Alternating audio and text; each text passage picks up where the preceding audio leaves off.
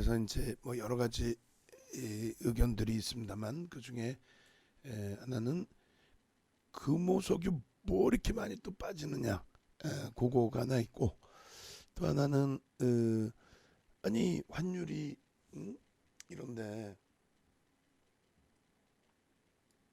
왜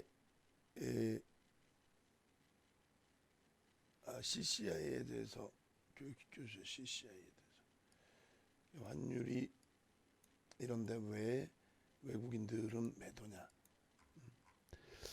뭐 그런 기준의 내용도 있습니다. 일단은 주변 증시하고 살짝 볼게요.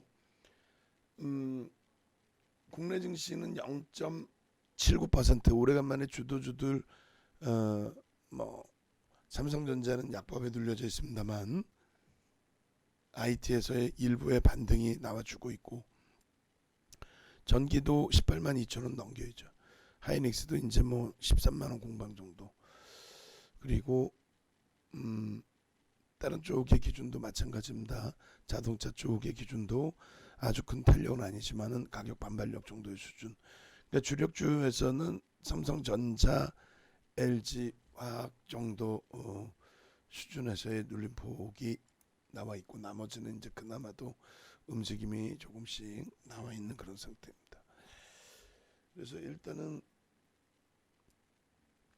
어찌됐든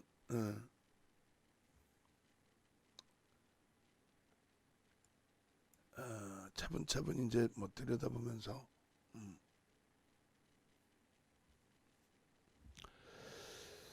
기준을 설정해야 될 것 같아요. 먼저 첫 번째로는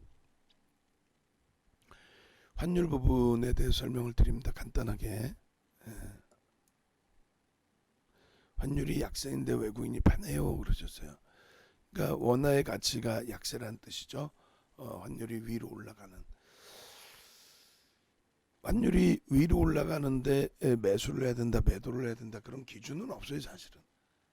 그러니까 어떤 거냐면 사실은 이런 거죠. 예를 들어서 원달러 환율의 기조, 그 기조에 있어서 환율의 변동에 따라서 이제 외국인들의 수급 범위가, 글쎄 어찌 보면 이제 극명하게 이때 나타났다고 할 수 있을까요? 여기서부터 이제 여기까지 기준 2004년에 급격히 무너지죠. 이 방울라든. 이게 뭐냐면은 여당에서 이제 집권당에서 고 노무현 대통령 정부 때 집권당에서의 기준에서 일단 수출이 87, 88, 89 이후에 두 자릿수 성장을 하고 있다. 근데 사실은 수익까지 감안하면 그게 뭐 큰 매력 있는 내용은 아니거든요. 그래서 야당이 얘기를 하죠. 보수 쪽이었죠 그 당시에. 아니 수익과 수출이 양쪽 다 늘어서 경상수지에는 그다지 뭐 긍정적인 영향이 없는데 그걸 가지고 뭘 그렇게 긍정적이라고 호들갑 떠느냐. 환율에 대해서 인위적인 방어를 하지 마라. 왜냐하면 외환잔고가 많다면 외환잔고가 많다면 그렇다면은 그 운영에 대해서도 비용이 들어온다. 그 운영에 대해서도. 그래서 결론적으로 외환 방어에 대해서 인위적으로 외환 시장 방어를 인위적으로 하던 부분이 조선주라든가 이런 쪽에 30년 만에 실적 개선폭, 그런 부분에 의해서 수출 금액이 들어오면서 그럼 원화를 사겠죠. 그러니까 원화를 사 제끼고 우리나라가 월등하게 경기가 좋다라고 했으니까 원화를 사고, 그런 기준점에 어떻게 돼요? 원화의 강세가 연출이 됐죠. 강세가 연출이 되다 보니 외국인들의 매도가 이어졌다. 근데 그 부분을 다시 들여다보면 계속 냅두면, 그러니까 원화가 계속 강세를 띨 것 같다. 그럼 계속 냅두면 환차이익이 발생되거든요. 그러니까 여기서 1달러에 1,100원 주고 샀는데 여기서 900원만 줘도 1달러를 살 수 있다면 계속 냅둬도 되잖아요 중간에. 근데 왜 중간에 왜 파냐 이거. 원화가 강세를 띨데 왜 팔아. 그러니까 원화가 그때 그 이유는 어떻게 되는 거냐면요. 원화가 강세를 띠니까 지금 주식을 팔아서 비싼 원화를 이용해서 미국에 송금하려고,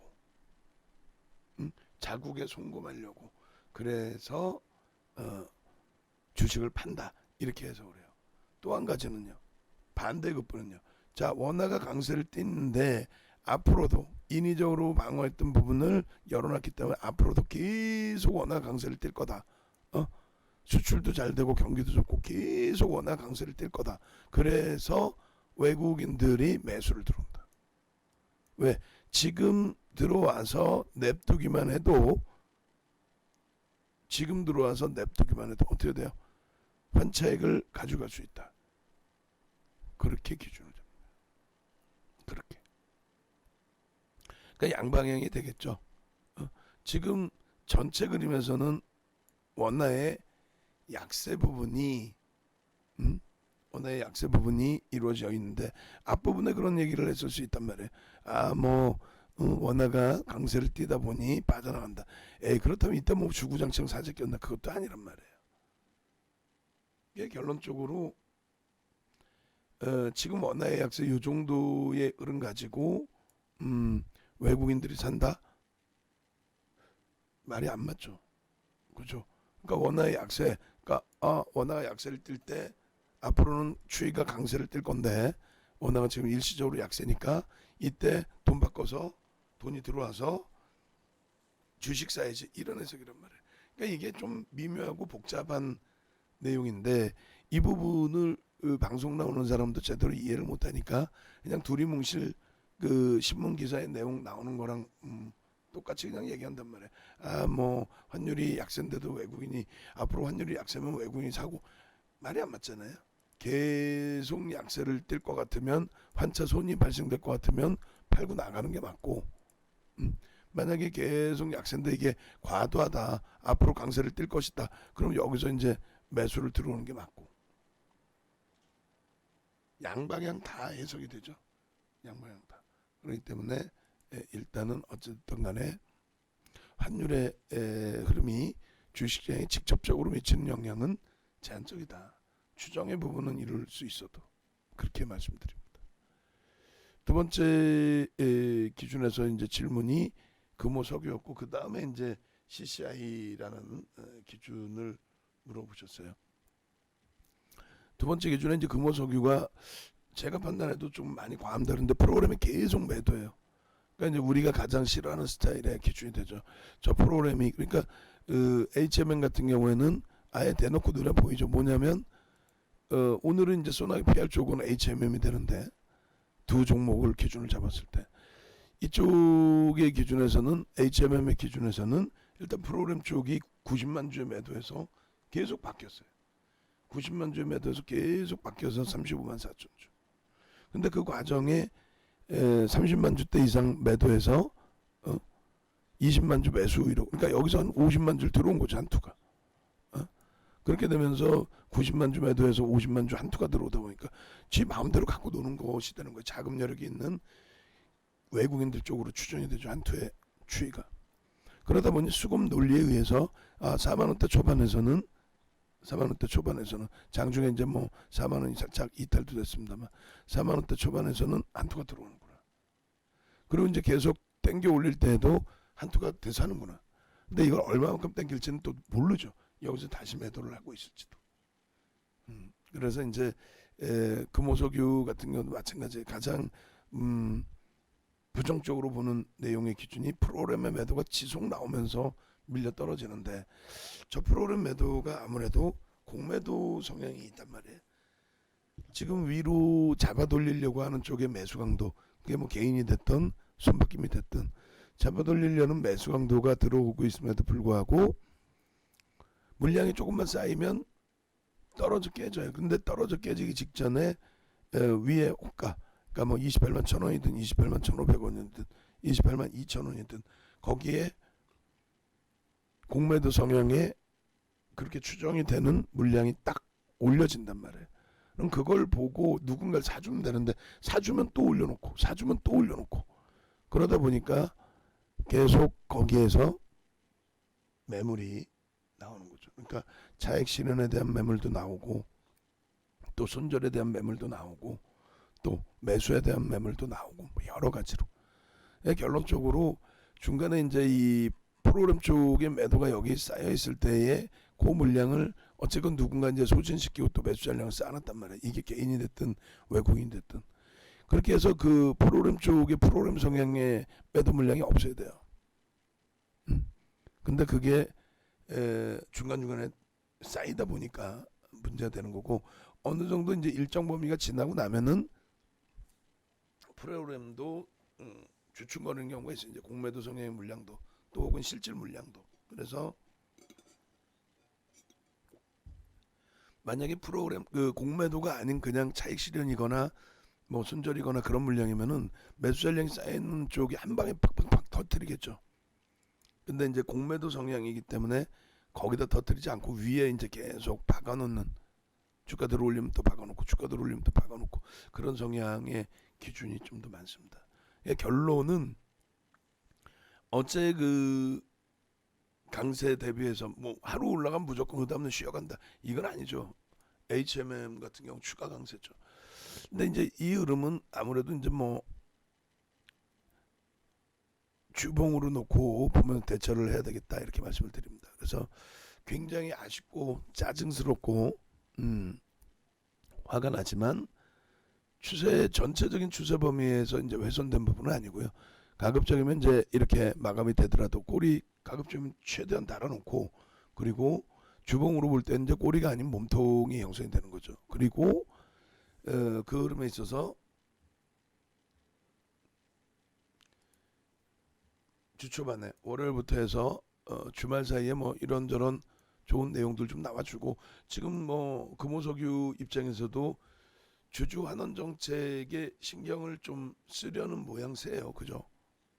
신경을 쓰려는 모양새잖아요. 그래서 일단 주말 기간에라도 뭐 좋은 내용을 좀 혹시라도 줄 수 있다면 좋고, 그렇지 않다 할지라도 기존의 실적, 앞으로의 실적, 그다음에 애널리스트들의 분석, 뭐 주주환원 정책도 나와줄 수 있지 않겠느냐.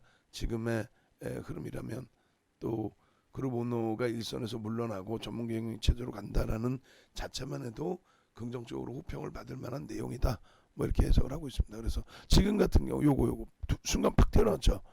그럼 개인이라면은 28,150원에 넣든가 하죠. 여기 물량이 별로 없으니까 야, 위에서 내가 차익 실현하겠다 혹은 손절하겠다. 근데 툭 튀어나오는 게 이런 게 이제 공매도 성향이 강하다는 거예요. 그러니까 이게 소진되지 않으면 개인은 둘 중에 하나입니다. 밑으로 던지든 위에 걸어놓든.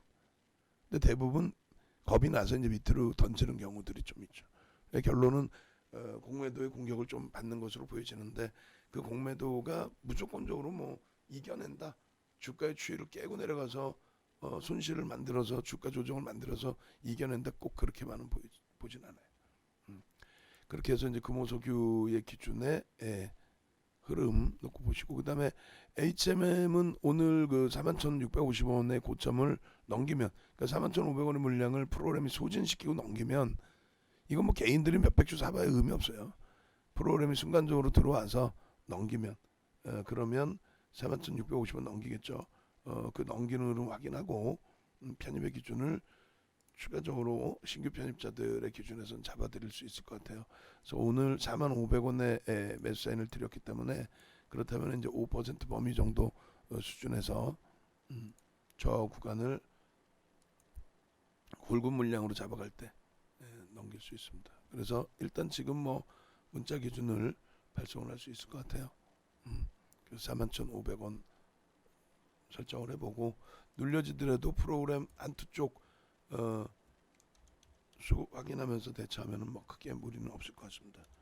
그렇게 하시고 41,500원 문자 발송합니다.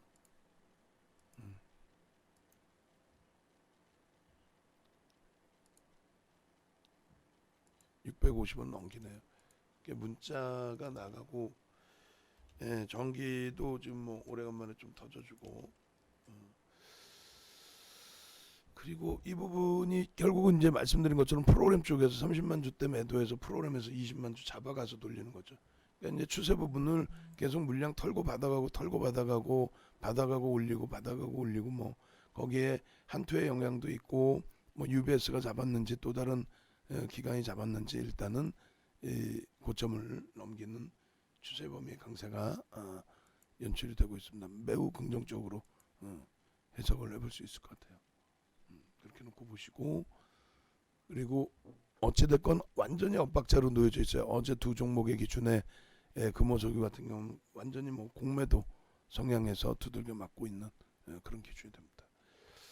그리고 질문을 주셨는데 이제 보조지표에 관련된 질문을 주셨어요. 그래서 이격도와 비슷한 걸로 놓고 보시면 돼요. 그 CCI에 대한 보조지표 이렇게 했는데 이격도와 이제 기준을 거의 뭐 비슷하게 놓고 보시면 될 것 같습니다. 그래서 얼마나 그 과열이 돼 있느냐 아니면 과매수 과매도, 그러니까 평균 단가 대비 시그널상의 평균 단가 대비해서 얼마나 흐름이 형성돼 있느냐 요건데, 저는 이제 잘 보진 않고요. 저는 그냥 방금처럼 이걸 해석을 하는 거죠. 프로그램 매수가 어떻게 들어오고 있고 뭐 이런 기준에서. 그래서 일단 간단하게만 놓고 보면은 시장에서는 이제 자주 쓰는 것 중에 하나에 일자와 시그널이잖아요. 그래서 14가 뭐냐라는 질문 주셨어요. 14는 그러니까 시스템에 그냥 넣는 기준점의 수치뿐이 안 돼 사실은. 그러니까 14 기준에서 이 기준점을 말 그대로 뭐 이런데 이제 HTS 보면 설명도 잘 나와 있거든요. 그러니까 이제 이 기준점에 말 그대로 거래일수의 기준이 됩니다. 거래일수. 그러니까 이제 14를 넣어놨다는 것은 일주일을 그냥 거래일수의 기준이 아닌 전체를 통틀어서 넣는 것으로 이해를 하셔도 되고요. 시그널의 기준은 이제 가중치를 준 내용에 대한 시그널 부분이 되는 거죠. 가중치를 준 내용에 대한. 그래서 시그널 부분은 제 입장에서는 이제 초록색으로, 그 다음에 CCI는 빨간색으로. 그러니까 고점은 해당 주가가 평균 주가 비교하여 높다는 것을 나타내고, CCI의 고점은, 그리고 지표의 저점은 해당 주가의 평균 주가에 대비해서 상대적으로 낮다. 그 기준점을 14일 정도로 기준을 잡는다. 14일 정도의 기준점을 잡아서 그 14일의 평균 주가보다 현재 주가가 어느 정도 높으냐 낮으냐, 그것의 평균치의 이동평균이라고 볼 수 있는 거죠. 시그널 부분. 그렇게 해서 기준을 잡는 거. 그래서 당일 현재 주가하고 이동평균 주가의 차이를 표준화한 지표. 현재 주가 이동평균. 근데 그 이동평균 이제 가중치가 들어간 부분이 되겠죠. 그래서 요 기준에서 이제 CCI를 놓고 보시게 되면은, 예를 들면 금호석유 같은 경우에는 뭐 14로 줬을 때, 그리고 CCI 평균을 줬을 때 거의 뭐 밋밋한 일봉으로 보시게 되면 이제 100. 야, 이거 많이 올라갔는데. 근데 이제 전략 기준은 이렇게 잡히죠. 많이 올라갔는데 하더라도 계속 올라갈 수 있다면 어디까지 치고 갈지 몰라요. 꺾이는 기준을 차익 실현 범위 기준으로 설정한다. 지표를 그렇게 해서 사용한다. 그리고 바닥에서 꺾이는 기준을 설정을 한다. 평균 거래 가격보다 어떻다?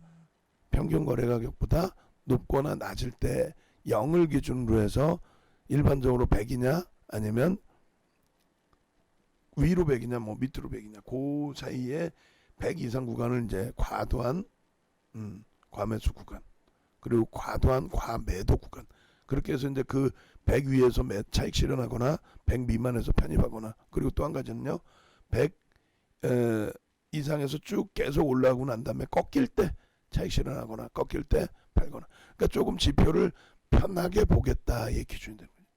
편하게 보겠다. 그렇게 해서 시그널선 위에 있을 때 크로스 전략하고, 그러니까 똑같아요. 어느 기준이나 크로스 전략과 뭐 이런 기준 잡는 거. 그래서 무엇을 기준으로 놓고 보는 거냐라고 했을 때 결론은 이격도의 기준에 조금 더 쉽게 보는 방법을 기준을 잡아놓은 거죠.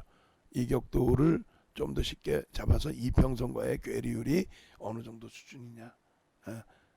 그래서 며칠 거래를 줄 거냐, 그다음에 시그널 부분을 어떻게 할 거냐. 세 가지 전략이 되죠. 세 가지 전략 부분이. 그러니까 이거는 보면은 어떤 지표든 보조 지표는 보면 다 맞아 보여요. 다 맞아 보여요. 왜 그러냐면은 결과론적으로 진행이 되고 있는 거니까 이런 거랑 똑같은 거예요. 5일선 올랐다면 매수하시고요. 5일선 이탈되면 매도하세요. 그러니까 변동성이 나오는 종목에서는 사용할 수 있는데 삼성전자에서는 사용하기가 어렵다는 거지. 그래서 변동성이 있는 종목의 기술적 분석은 어차피 그런 거니까 계속 여기서 그냥 왔다 갔다 하죠. 이격이 많이 발생됐어요. 가파르게 올라왔으니까. 그러나서 이제 그걸 해소를 시키지 못하고 있죠. 100이면 과매수 권역아니에요. 그런다고 못 가? 그렇게 따지면 여기서부터 여기까지는. 이격률 죄송합니다. 이격률이고 CCI. 예. CCI 같은 0, 0. 깜짝 놀랐어. 왜 100이 형성돼 있을까 하면서. 자, 0. 계속 0이죠 뭐. 이런 거는 매매하지 말아야 기준이 되나요? 그럴 수도 있고. 그래서 평균치 대비해서 이제 이격이 어떻게 발생되느냐. 그러니까 다 보면은 야 굉장히 잘 맞아 떨어지는 것 같은데 또 그렇지도 않아요. 그래서 기울기 부분 이렇게까지 다 놓고 보는 기준점에서 저는 CCI보다는 소나모멘트 잡탄. 어차피 이격도고 방향성의 기준이라면 추세 추종형의 이동 평균선을 가지고 만든 보조 지표를 본다. 예. 여기까지 길이가 좀 길어서 일단은 먼저 올려드리겠습니다.